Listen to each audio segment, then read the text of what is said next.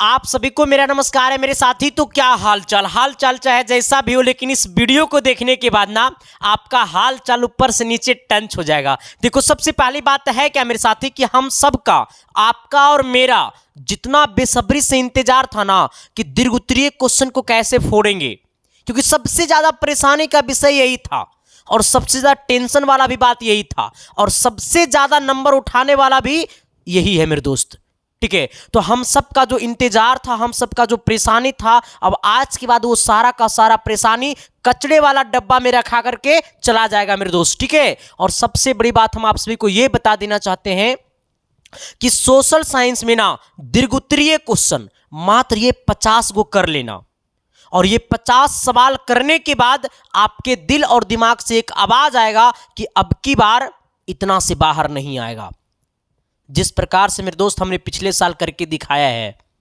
ठीक है, तो अब आते हैं सर, हम लोग क्लास का आगाज कर देते हैं। और सबसे बड़ी बात यह है ना कि हमने सर साइंस मैथ हमने सारा का सारा दीर्घोत्तरीय का हमने सेशन शुरू कर दिया है। तो आप लोग पूरे का पूरे क्लास करते रहिए, सुबह को 7 बजे और शाम को 5 बजे। ये दोनों टाइम, ना तो मेरे नाम ना तो तेरे नाम, ये दोनों का दोनों समय जो है वो आपके एग्जाम का नाम क्लास होता है। तो करते रहिएगा सर। ठीक है, अब आ जाइएगा सर। देखो, आज की क्लास में हम बातें क्या करने वाले हैं मेरे साथी, तो ये सामाजिक विज्ञान का ये टॉप क्या है, 50 महत्वपूर्ण वीवीआई दीर्घोत्तरीय प्रश्न। और दीर्घोत्तरीय वीवीआई कहने का मतलब है भुलाल भटकल आइए जैथू, एकरा में कोई शके नहीं है सर। ठीक है, अब आना, अब हम लोग आते हैं सर क्वेश्चन की दुनिया में, क्योंकि बातें कम करेंगे, नंबर ऑफ क्वेश्चन ज्यादा करेंगे, क्योंकि हमारे एग्जाम के लिए समय नहीं है। अब हम आराम से ऐसे बैठ के नहीं पढ़ेंगे, अब हम वही पढ़ेंगे जो आपका एग्जाम पूछता है। और मेरे दोस्त, मैं ये वादा के साथ कहता हूं कि संदीप कुमार पढ़ाएगा वही जो आपका एग्जाम पूछत है, और आपका एग्जाम पूछत हुई है वही जो संदीप कुमार पढ़ावत हुई। ठीक है सर, आइएगा। आज की क्लास का पहला सवाल क्या कहता है, जरा गौर करिएगा। देखो सर, सबसे पहली बात क्या है ना कि ये सारा का सारा सवाल जो है वो 5 नंबर वाला है। तो थोड़ा सा आपको मेरे दोस्त ना दिल थाम के बैठना होगा। कहता ना, ये दर्शकों दिल थाम कर बैठोगे, असली मजा तो अंतिम में ही मिलेगा। ठीक है, तो आपको दिल थाम कर बैठना है। ठीक है, और एक बार क्लास को शुरू करने से पहले सबका कमेंट बॉक्स में कमेंट होनी चाहिए मिशन 475 प्लस। और अब की बार ये 475 प्लस करेंगे। ठीक है, क्योंकि हमने जो तमाम क्लासेस ले रहे हैं ना, वो तमाम क्लासेस करने के बाद आपके दिल से ये आवाज आएगा कि सच में गुरुजी अब की बार 475 तो पक्का करना ही करना। ठीक है, और इसके साइंस क्लासेस परिवार में जो भी लोग पहली बार आए हो तो शिद्दत और प्यार और मोहब्बत के साथ चैनल को सब्सक्राइब कर देना और सभी साथियों को शेयर कर देना, ताकि सर कहता है ना मेरे दोस्त कि चिंगारी बनकर निकलेंगे सर। ठीक है, हाँ आइएगा। अगला क्या क्वेश्चन क्या कहता है, जरा गौर करिएगा। ठीक है, देखो सवाल कहता है ना कि भारत में सीमेंट उद्योग का वर्णन करें। हमें क्या बोला है कि भारत में सीमेंट उद्योग का वर्णन करें। अब इस बात को आप समझ जाओ कि ये सवाल को पढ़ने के बाद जितना भरोसा आपको खुद पे नहीं है, उससे ज्यादा भरोसा आपको इस सवाल पे करना पड़ेगा। ये सवाल पूछता है मेरे साथी। ठीक है, अब आइएगा सर, हमने क्या कहा, भारत में सीमेंट उद्योग का वर्णन करें। कहता है कि भारत विश्व का दूसरा सबसे बड़ा सीमेंट उत्पादक देश है। यानी हमने सबसे पहले आपको क्या बताया है कि भारत जो है वो विश्व का सबसे बड़ा, दूसरा सबसे बड़ा उत्पादक देश है। ठीक है, फिर कहता है यहां पर अनेक प्रकार के सीमेंट का उत्पादन होता है, मतलब भारत में है बहुत प्रकार का सीमेंट बनता है। फिर कहता है जैसे में पोर्टलैंड, सफेद सीमेंट इत्यादि, मतलब ये सब इत्यादि प्रकार का सीमेंट बनता है। फिर कहता है कि यह उद्योग कच्चे माल के निकट स्थापित किया जाता है, मतलब सीमेंट उद्योग जो होता है वो कच्चे माल के समीप, मतलब निकट स्थापित किया जाता है। फिर कहता है कि सबसे पहला सीमेंट संयंत्र 1904 ईस्वी में चेन्नई में स्थापित किया गया। आज भारत में 159 बड़े और 332 से अधिक छोटे सीमेंट संयंत्र है। हमने क्या कहा, सबसे पहले कब, तो 1904 ईस्वी में। कहां स्थापित किया गया था, तो चेन्नई में। और आज के डेट में भारत में 159 बड़े और 332 से अधिक छोटे सीमेंट संयंत्र है। ठीक है, फिर कहता है मेरे दोस्त क्या कि भारतीय सीमेंट की मांग विदेश में काफी है। और भारतीय सीमेंट का जो मांग है वो विदेश में क्या है, काफी है, क्योंकि यह उच्च गुणवत्ता वाला होता है, क्योंकि इसमें जो गुण होता है ना वो उच्च मात्रा में गुण होता है, अच्छा गुण वाला सीमेंट है। ठीक है, फिर कहता है कि इसकी मांग दक्षिण एवं पूर्वी एशिया में काफी है। भारतीय सीमेंट का जो मांग है वो दक्षिण एवं पूर्वी एशिया में काफी है। फिर कहता है क्या मेरे साथी, जब आगे आइएगा तो यहां पे क्या दिखेगा, फिर कहता है इस समय भारत में 20 करोड़ टन सीमेंट प्रति वर्ष उत्पादन हो रहा है। मतलब अभी जो है इस समय, मतलब अभी के समय भारत में 20 करोड़ टन सीमेंट प्रति वर्ष उत्पादन हो रहा है। फिर कहता है मेरे दोस्त कि सीमेंट बनाने के लिए चूना पत्थर और मृतिका के मिश्रण को भट्ठी में उच्च तापमान पर जलाया जाता है। सीमेंट कैसे बनाया जाता है, तो सीमेंट बनाने के लिए चूना पत्थर एवं मृतिका के मिश्रण को एक भट्टी में उच्च मात्रा में जलाया जाता है और जलाने के तत्पश्चात इस प्रक्रिया के फलस्वरूप बने खागर, मतलब जो बंगार होता है ना छोटा छोटा, बने खागर को जिप्सम के साथ मिलाकर महीन पीसा जाता है और इस प्रकार जो अंतिम उत्पाद प्राप्त होता है, मतलब जो सबसे अंतिम में जो हमारा मटेरियल प्राप्त होता है उसी को क्या कहते हैं, साधारण पोर्टलैंड सीमेंट कहा जाता है। अब हमें ये बताना है सर कि देखो, अब यहां से आप ये खत्म होने के बाद ना पैराग्राफ चेंज करके इस बात को लिख देना है ताकि टीचर को भी लगे कि वो सीमेंट के बारे में बहुत कुछ जानता है। क्योंकि मेरे दोस्त कहता है ना ये सोशल साइंस है, किताबी कीड़ा लिखोगे मेरे दोस्त तो नंबर नहीं मिलने वाला है। मास्टर वो सोचेगा कि तो चोरिए करके लिखा है, और जब अपनी भाषा में लिखोगे ना मेरे दोस्त तो इसकी अलग मजा है सर। ठीक है, तो एक बार जरा आएंगे हम लोग सब कोई और इसको हम लोग दोबारा से क्या करेंगे मेरे साथी, हमने पढ़ेंगे सर। ठीक है, हमने सबसे पहले क्या कहा, हमने कहा कि भारत विश्व का दूसरा सबसे बड़ा सीमेंट उत्पादक देश है। यहां पर अनेक प्रकार के सीमेंट उत्पादन होता है, एकदम बोलते जाना मेरे साथ। कहता है जैसे पोर्टलैंड, सफेद सीमेंट इत्यादि। कहता है यह उद्योग कच्चे माल के निकट स्थापित किया जाता है। सबसे पहला सीमेंट संयंत्र 1904 ईस्वी में चेन्नई में स्थापित किया गया। कहता आज भारत में 159 बड़े तथा 332 से अधिक छोटे सीमेंट संयंत्र है। कहता भारतीय सीमेंट की मांग विदेशों में काफी है क्योंकि यहाँ उच्च गुणवत्ता वाला होता है। कहता है इसकी मांग दक्षिण एवं पूर्वी एशिया में काफी है। फिर कहता है मेरे दोस्त क्या कि इस समय भारत में 20 करोड़ टन सीमेंट प्रति वर्ष उत्पादन हो रहा है। कहता है सीमेंट बनाने के लिए चूना पत्थर एवं मृतिका के मिश्रण को एक भट्टी में उच्च तापमान पर जलाया जाता है। किसको, तो चूना पत्थर और मृतिका के मिश्रण को मतलब उच्च तापमान वाला भट्टी में जलाया जाता है। तो जलाने के पश्चात इस प्रक्रिया के फलस्वरूप बने खागर को जिप्सम के साथ मिलाकर महीन पीसा जाता है और जो महीन पीसने के बाद मतलब और इस प्रकार जो अंतिम उत्पाद होता है, जो सबसे अंतिम प्रक्रिया में जो बनता है उसी को क्या कहते हैं, साधारण पोर्टलैंड सीमेंट कहा जाता है। यहां तक किसी को दिक्कत, परेशानी, तकलीफ, कष्ट है तो बता देना मेरे साथी। हम आते हैं सर क्वेश्चन नंबर 2 की तरफ। ये 2 नंबर सवाल को देखना तो सर आपको लगेगा कि सच में सर हमारा जो दीर्घोत्तरीय सवाल होती है उसमें अलग तरीका का ताकत होता है। सर मैं कहूंगा ना सर कि दीर्घोत्तरीय क्वेश्चन को सर अपनी भाषा में याद करो, किताबी कीड़ा याद करोगे मेरे दोस्त तो जिंदगी रटा जाएगा लेकिन क्वेश्चन नहीं रटाएगा। ठीक है, हम क्या कहें जरा मेरी बातों को समझिएगा। 2 नंबर सवाल कहता है ना कि क्या मैंने जो बोला वो चमका ना जी, अरे एस या नो तो बोलो ना जी। तो क्वेश्चन नंबर 2 को तो तनी देखो ना जी। कहता है कि लोकतंत्र किस तरह उत्तरदायी एवं वैध सरकार का गठन करता है। हमने क्या कहा जी, हमने कहा ना कि लोकतंत्र किस तरह उत्तरदायी एवं वैध सरकार का गठन करता है।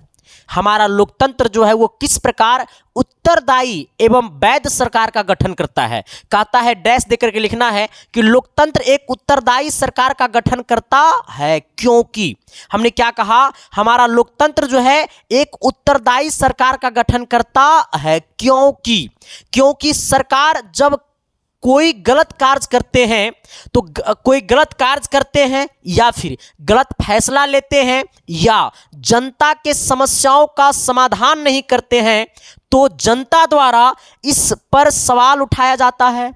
अगर सरकार जनता के हित में फैसला नहीं लेता है, जनता के लिए कार्य नहीं करता है, तो जनता द्वारा इसके ऊपर क्या किया जाता है, सवाल उठाया जाता है। ठीक है, फिर कहता है यदि सरकार इन सवालों के प्रति उत्तरदायी नहीं होता है, जैसे किसान आंदोलन हो रहा था, किसान बैल भैंस लेके सब रोड पर निकलल है, सरकार के कान में पता ही नहीं चल रहा था कि मतलब क्या चल रहा है।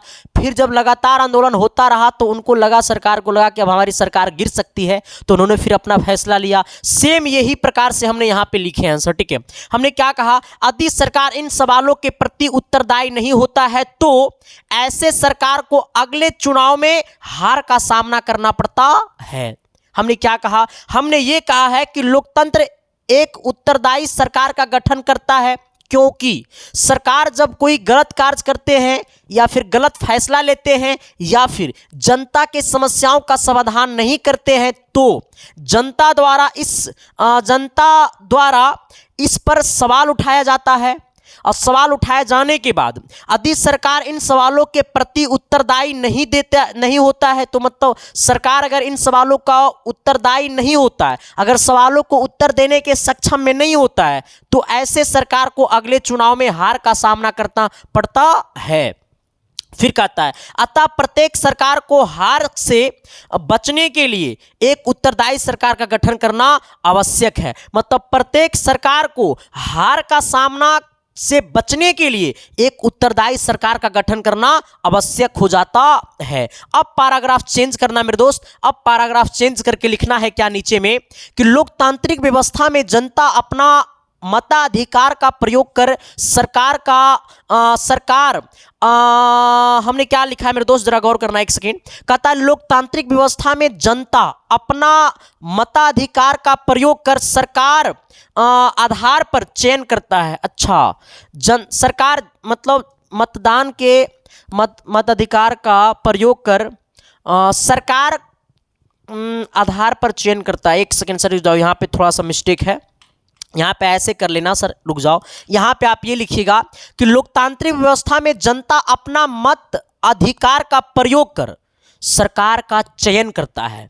यानी कहने का सेंस है कि लोकतांत्रिक व्यवस्था में जनता जो है वो अपना मत का अधिकार करता है, वोट का अधिकार करता है, फिर सरकार को क्या करता है, सरकार का गठन का चयन करता है, मतलब सरकार को बनाता है सर। ठीक है, फिर कहता है क्योंकि सरकार का चयन बहुमत के आधार पर जनता द्वारा किया जाता है, क्योंकि सरकार का जो चयन है वो बहुमत के द्वारा मतलब बहुमत से जनता द्वारा किया जाता है, इसीलिए लोकतंत्र वैध सरकार का गठन करता है। इसीलिए लोकतंत्र क्या है, वैध सरकार का गठन करता है, क्योंकि अब्राहम लिंकन जी ने बोला था कि लोकतंत्र का परिभाषा होता है जनता का, जनता के लिए जनता के द्वारा चुना गया प्रतिनिधि को क्या कहते हैं, लोकतंत्र कहते हैं सर। ठीक है, तो लोकतंत्र में सबका अपना क्या है, अधिकार है सर। ठीक है, अब आइएगा एक बार जरा तनी इसको आप दोबारा देखिएगा और हम सब मिलकर के मेरे दोस्त कदम से कदम मिला करके एक बार साथ में पढ़ते हैं सर। ठीक है, हमने क्या कहा, सबसे पहले हमने कहा कि हमारा लोकतंत्र किस तरह उत्तरदायी वैध सरकार का गठन करता है।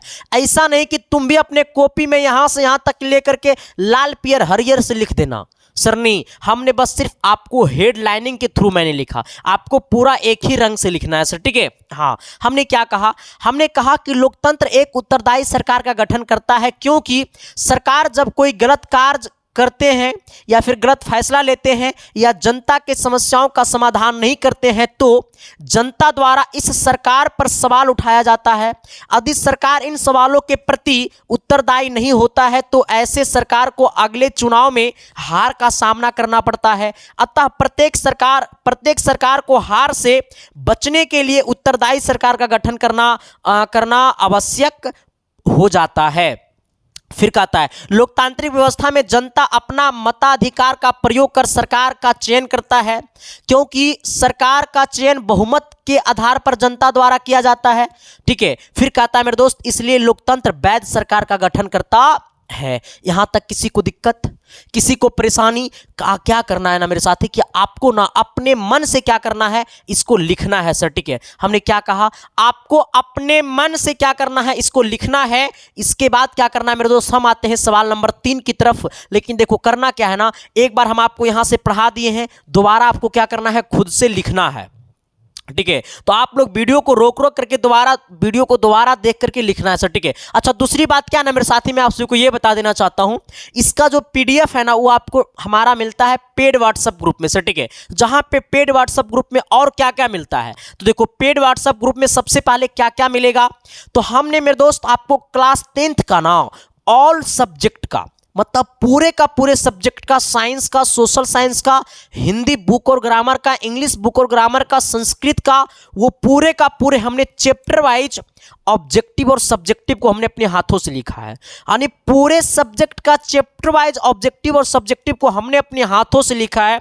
उसके बाद हमने लिखने के बाद, इतना मैंने अपने हाथों से लिखा है, फिर इसको हमने क्या करवाया, टाइपिंग करवाया सर, ठीक है। तो आपको जो पीडीएफ मिलेगा वो टाइपिंग फॉर्मेट में मिलेगा, एकदम बेहतरीन कंटेंट ऑफ क्वालिटी के साथ मेरा भाषा में मिलेगा मेरे दोस्त, ठीक है। हाँ, तो जिन किन्हीं को चाहिए और क्या क्या मिलेगा मैं आपको ये बता देना चाहता हूं।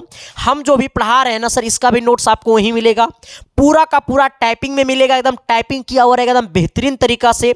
दूसरी बात क्या है कि वहां पे आपको मिलेगा गेस क्वेश्चन भी, ठीक है। प्रत्येक सब्जेक्ट का चैप्टर वाइज ऑब्जेक्टिव सब्जेक्टिव तो मिलेगा ही मिलेगा, फिर वहां पे आपको मिलेगा गेस क्वेश्चन, ठीक है। गेस क्वेश्चन में आपको मतलब जैसे जैसे क्लास चलेगा वैसे वैसे पीडीएफ जाएगा, और वो सब कुछ आपको मिलेगा उम्मीद व्हाट्सएप ग्रुप में। आप कहोगे गुरुजी इसमें हम ज्वाइन कैसे होंगे, उसका फी क्या है, तो उसका जो फी है वो हमारा कितना है, ये हमारा 199 रुपया है, लेकिन इसको हटा करके मात्र 150 रुपया लिया जा रहा है। और दूसरी बात क्या है कि आप ये पूरा नोट्स पढ़ने के बाद ना 101% नहीं 110% गारंटी है मेरे दोस्त, कितना से बाहर नहीं आएगा। अगर रे मास्टर 110% होवत तो है 100%, तो 100% तो एग्जाम में पूछबे करेगा, 10% वो गारंटी है कि जो अथवा में सवाल रहेगा ना वो हमरे नोट से रहेगा। ये 10% फालतू में गारंटी देते हैं कि जो अथवा में सवाल रहेगा वो हमरे नोट से रहेगा, ठीक है सर। हाँ, तो अब इसको कैसे लेना है, ये 150 रुपया पे कहां करना है, देखो सर आपके सामने एक नंबर दिखाई दे रहा होगा 72 वाले नंबर, 7295 वाला नंबर, ठीक है। उसी नंबर पे आपको 150 रुपया पेमेंट कर देना है। आप खुद से भी पेमेंट कर सकते हो या फिर आप किसी से पेमेंट करवा भी सकते हो। पेमेंट करवा करके उसका स्क्रीनशॉट ले लेना है, ठीक है। या आप दूसरे से पेमेंट करवाइएगा तो उसका फोटो खींच लीजिएगा, और पेमेंट का फोटो, पेमेंट का स्क्रीनशॉट आपको व्हाट्सएप पे क्या करना है, भेज देना है 72 वाले नंबर पे, और आपको मैसेज में लिख देना है सर कि मुझे उम्मीद व्हाट्सएप ग्रुप ज्वाइन कर दीजिए। 1 मिनट के अंदर में आपके पास पूरा का पूरा पीडीएफ भेज दिया जाएगा और आपको उम्मीद व्हाट्सएप ग्रुप में ज्वाइन कर दिया जाएगा। ये ग्रुप का सबसे बड़ा फायदा है कि ये ग्रुप में ना तो आप किसी का नंबर देख पाइएगा ना तो आपका नंबर कोई देख पाएगा, ठीक है। और इसके लिए मेरे दोस्त आप लोग ज्यादा कॉल मत कीजिएगा, क्योंकि सर स्टाफ की कमी है, आप समझ सकते हो चीजों को।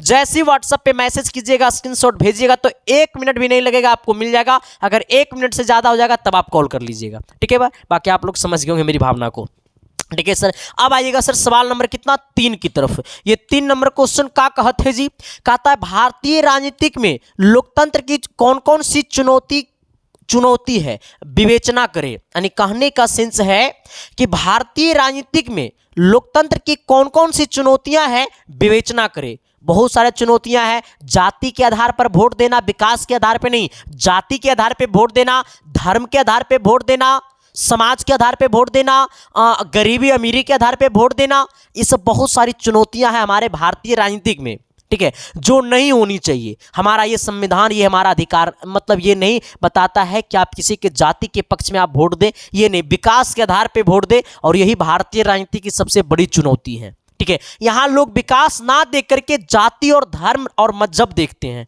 ठीक है। और इसी बातों को हमने क्या किया मेरे दोस्त, ये पढ़ाया है, ठीक है। आ जाना, हमने क्या कहा, हमने ये कहा कि भारतीय राजनीतिक में लोकतंत्र की कौन कौन सी चुनौतियों का विवेचना, कौन कौन सी चुनौतियां हैं उसकी विवेचना करें। तो कहता है कि भारतीय लोकतंत्र में निम्नलिखित चुनौतियां हैं।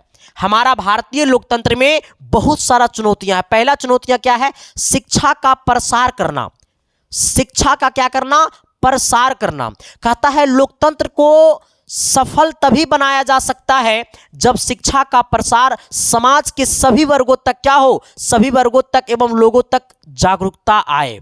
हमने क्या कहा, हमने ये कहा कि शिक्षा का प्रसार करना मतलब कि लोकतंत्र को सफल तभी बनाया जा सकता है, लोकतंत्र को सफल तभी बनाया जा सकता है जब शिक्षा का प्रसार समाज के सभी वर्गों तथा सभी वर्गों तक हो एवं लोगों में जागरूकता आए। तभी सर शिक्षा का प्रसार करना मतलब तभी लोकतंत्र की सफल हो पाएगा सर। ठीक है, अब आइएगा इसका दूसरा नंबर की तरफ। हमने दूसरा नंबर में क्या लिखा है, हमने कहा कि जातिवाद की भावना का अंत, जातिवाद की भावना का क्या करना, अंत करना। कहता है कि लोग विकास के आधार पर वोट नहीं देता है। हमने क्या कहा, लोग विकास के आधार पर वोट नहीं देता है बल्कि जाति या धर्म के आधार पर वोट देते हैं। इसीलिए जातिवाद की भावना को अंत करने की आवश्यकता है। हमने क्या कहा मेरे साथी, हमने ये कहा कि जातिवाद की भावना का अंत, कहता है लोग विकास के आधार पर वोट नहीं देता है बल्कि जाति या धर्म के आधार पर वोट देते हैं। इसलिए जातिवाद की भावना को क्या करना, अंत करने की आवश्यकता है। अब आइएगा सर सवाल इसका 3 नंबर की तरफ आइएगा। हमने 3 नंबर में लिखा है विभिन्न असमानताओं का अंत, विभिन्न असमानताओं का अंत। कहता है कि भारत केवल जाति के आधार पर ही नहीं बल्कि आर्थिक, सामाजिक क्षेत्र आदि के आधार पर भी कई वर्गों में विभाजित है। हमने क्या कहा, जिसने कहा अरे ये हमारे एरिया का है तो ओकरे वोट देंगे, हाँ, तो ये सब नहीं होनी चाहिए। ठीक है, हमने यही लिखा है मेरे दोस्त। कहता है भारत केवल जाति के आधार पर ही नहीं बल्कि आर्थिक, सामाजिक क्षेत्र आदि के आधार पर भी कई वर्गों में विभाजित है। ठीक है, जिससे राष्ट्रीय एकता कायम नहीं हो पाता है, जिससे राष्ट्रीय एकता कायम नहीं हो पाता है, इसे भी समाप्त करने की आवश्यकता है। अब आइएगा सर 4 नंबर की तरफ। हमने लिखा है कि सत्ता में भागीदारी बनाना, सत्ता में क्या करना, भागीदारी बनाना। कहता है भारतीय लोकतंत्र के विकास के लिए सत्ता में सभी वर्गों का भागीदारी होना चाहिए। हमने क्या कहा, भारतीय लोकतंत्र के विकास के लिए सत्ता में सभी वर्गों का भागीदारी होना चाहिए। यानी हमने 4 पॉइंट लिखा है। अब जरा आइएगा से इस चारों पॉइंट को हम लोग दोबारा से पढ़ते हैं। हमारा क्वेश्चन क्या कह रहा था और हमने इसका आंसर हमने क्या दिया है और आपको क्या समझना है। लोकतंत्र में चुनौतियां, मतलब हमें हमारे लोकतंत्र में कौन कौन सी चुनौतियां आती है जिसको सामना करना पड़ता है। ठीक है, हमने क्या कहा, भारतीय राजनीतिक में लोकतंत्र की कौन कौन सी चुनौती है, इससे क्या करें, विवेचना करें। कहता है भारतीय लोकतंत्र में निम्नलिखित चुनौतियां हैं। कहता है कि शिक्षा का प्रसार करना, मतलब लोकतंत्र को सफल तभी बनाया जा सकता है, लोकतंत्र को सफल तभी बनाया जा सकता है जब शिक्षा का प्रसार समाज के सभी वर्गों तक हो एवं लोगों में जागरूकता आए। ठीक है, फिर हमने 2 नंबर में क्या लिखा है मेरे साथी, हमने 2 नंबर में लिखा है क्या हमने 2 नंबर में लिखा है कि जातिवाद की भावना का अंत, मतलब लोग विकास के आधार पर वोट नहीं देता है बल्कि जाति या धर्म के आधार पर वोट देते हैं। इसलिए जातिवाद की भावना को अंत करने की आवश्यकता है।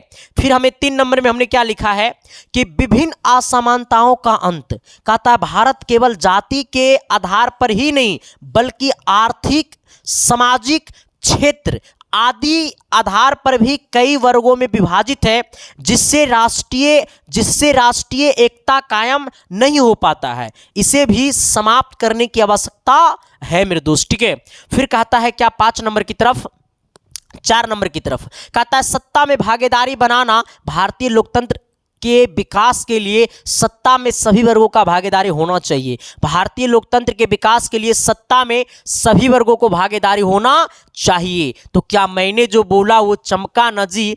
अरे एस या नो तो बोलो ना जी। लेकिन सबसे पहले मेरे दोस्त आपको ये बताना पड़ेगा कि सच में ये क्लास आपको कैसा लग रहा है।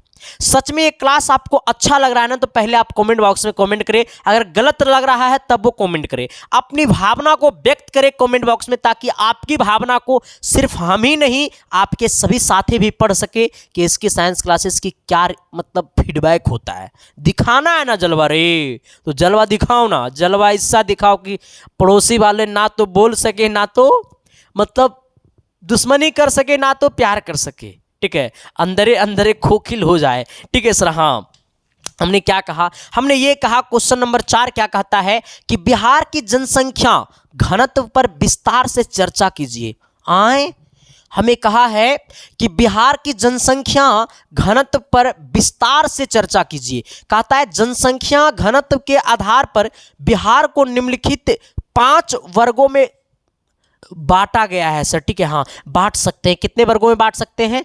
5 वर्गों में बांट सकते हैं। हमने क्या कहा, हमने कहा कि बिहार की जनसंख्या घनत्व पर विस्तार से चर्चा कीजिए, यानी कहने का सेंस है कि जनसंख्या घनत्व के आधार पर बिहार को निम्नलिखित 5 वर्गों में बांट सकते हैं, ठीक है। पहला वर्ग क्या कहता है, जरा गौर करिएगा सर। पहला हमारा कहता है ना 5 वर्गों में बांटना है। पहला क्या कहता है, अत्यधिक घनत्व वाले जिले। हमारा बिहार में सबसे ज्यादा घनत्व वाला जिला कौन है? कहता है अत्यधिक घनत्व वाले जिले में क्या होता है, कहता है ऐसे जिलों का घनत्व 1200 व्यक्ति प्रति वर्ग किलोमीटर से अधिक होता है। मतलब अत्यधिक घनत्व वाले जिले में क्या होता है ना, अत्यधिक घनत्व वाले जिले, कहता है ऐसे जिलों का घनत्व 1200 व्यक्ति प्रति वर्ग किलोमीटर से अधिक होता है, जैसे में पटना हो गया और दरभंगा हो गया, ठीक है। हमने पहला क्या कहा, हमने पहला कहा अत्यधिक घनत्व वाले जिले। कहता है ऐसे जिले का घनत्व 1200 व्यक्ति प्रति वर्ग किलोमीटर से अधिक होता है, जैसे में पटना और दरभंगा है सर, ठीक है। आइएगा अगला, हमारा दूसरा नंबर में क्या है, उच्च घनत्व वाले जिले। अब हम लोग कहाँ आते हैं, उच्च घनत्व वाले जिले। कहता है क्या कि ऐसे जिले का घनत्व 1000 से 1200 व्यक्ति प्रति वर्ग किलोमीटर होता है। इसमें क्या होता है, उच्च बोलेगा ना तो उच्च में जो होता है ना वो हमारा 1000 से 1200 होता है। 1000 से कितना होता है, 1200 व्यक्ति प्रति वर्ग किलोमीटर होता है, जो कि हमारा मुजफ्फरपुर आता है और समस्तीपुर आता है सर, ठीक है। और आदि जिले इसमें क्या है, मेंशन है। अगला आइएगा 3 नंबर में क्या कहता है, कहता है मध्यम घनत्व वाले जिले कौन कौन सा है, ठीक है। उच्चतम बोलेगा, अति उच्चतम बोलेगा सर ना, तो इसमें पटना दरभंगा। उच्चतम बोलेगा मेरे दोस्त तो हमारा समस्तीपुर मुजफ्फरपुर है, जिसका 1000 से 1200 है। अगर बोलेगा मध्यम घनत्व वाले जिले, मतलब मध्यम, ना तो ज्यादा ना तो कम, इसमें आता है, कहता है ऐसे जिलों का घनत्व 800 से 1000 व्यक्ति प्रति वर्ग किलोमीटर होता है, जिसमें पूर्वी चंपारण और भागलपुर और आदि भी आता है, और बहुत सारा जिला है जो आएगा सर। हमने क्या कहा, हमने कहा मध्यम घनत्व वाले जिले, जो मध्यम में है, तो कहता है ऐसे जिलों का घनत्व 800 से 1000 व्यक्ति प्रति वर्ग किलोमीटर होता है, जो कि पूर्वी चंपारण और क्या होगा, भागलपुर होगा। इसी का 4 नंबर में आइएगा सर। हमने 4 नंबर में क्या कहा है कि कम घनत्व वाले जिले। सबसे पहले हमने अति उच्चतम घनत्व वाला, तो उसकी कितना था, 1200 व्यक्ति प्रति किलोमीटर वर्ग किलोमीटर था। अब हमारा फिर क्या था, उच्चतम, वो था अति उच्चतम, एगो था उच्चतम। उच्चतम में 1000 से 1200 व्यक्ति प्रति वर्ग किलोमीटर था, जिसमें मुजफ्फरपुर समस्तीपुर था। फिर हमने आया मध्यम, मध्यम में 800 से 1000 था व्यक्ति प्रति वर्ग किलोमीटर था, जिसमें हमारा कौन था, हमने आपको कहाँ कहाँ बताया है, इसमें हमने आपको बताया है पूर्वी चंपारण और भागलपुर। अब हमारा है कम घनत्व वाले जिले। अब कम घनत्व वाले जिला में कौन कौन आता है, कहता है ऐसे जिले का घनत्व 600 से 800 व्यक्ति प्रति वर्ग किलोमीटर होता है, जैसे में पूर्णिया आता है, कटिहार आता है और किशनगंज आता है। आप लोग कमेंट कीजिएगा कि कौन कौन कटिहार, पूर्णिया, किशनगंज से है। एकरा में जो नाम आ रहा है उसमें से कौन कौन से उस जिले से हैं। फिर कहता है 5 नंबर मेरे दोस्त, अत्यंत कम घनत्व वाले जिले। मतलब अत्यंत कम घनत्व वाले जिले में कौन कौन है, कहता है ऐसे जिले का घनत्व 600 व्यक्ति प्रति वर्ग किलोमीटर से कम होता है, जिसमें बांका आता है और जमुई आता है और आदि आता है इसी में से, ठीक है। हाँ, तो एक बार आएंगे हम लोग, दोबारा इसको देख लेंगे। सबसे पहले हमने क्या कहा, बिहार की जनसंख्या घनत्व का विस्तार से चर्चा कीजिए। कहता है जनसंख्या घनत्व के आधार पर बिहार को निम्नलिखित 5 वर्गों में बांटा गया। इसको पढ़ना, बांटा गया है, छाटा नहीं गया, बांटा गया है, ठीक है। हाँ, कहता है क्या, पहला अत्यधिक घनत्व वाले जिले। कहता है ऐसे जिले का घनत्व 1200 व्यक्ति प्रति वर्ग किलोमीटर से अधिक होता है, जैसे पटना, दरभंगा आदि भी आएगा। कहता है उच्च घनत्व वाले जिले, कहता है ऐसे जिले का घनत्व 1000 से 1200 व्यक्ति प्रति वर्ग किलोमीटर होता है, जिसमें मुजफ्फरपुर, समस्तीपुर आएगा। अगला क्या कहता है मेरे दोस्त 3 नंबर में, मध्यम घनत्व वाले जिले, ऐसे जिले, इसको काट देना सर, ठीक है। हाँ, हमने क्या कहा, इसको जरा हटा दीजिएगा, इसको हटा दीजिएगा, ठीक है। कहता है ऐसे जिलों का घनत्व 800 से 1000 व्यक्ति प्रति वर्ग किलोमीटर होता है, जिसमें हमारा पूर्वी चंपारण और भागलपुर आता है। अगला हमारा 4 नंबर में क्या है, कम घनत्व वाले जिले, कहता है ऐसे जिले का घनत्व, ऐसे जिले का घनत्व, हमने क्या कहा, ऐसे जिले का घनत्व, इसको घनत्व पढ़िएगा सर, ठीक है। ये हमारा अनंत मत पढ़िएगा, इसको घनत्व पढ़िएगा।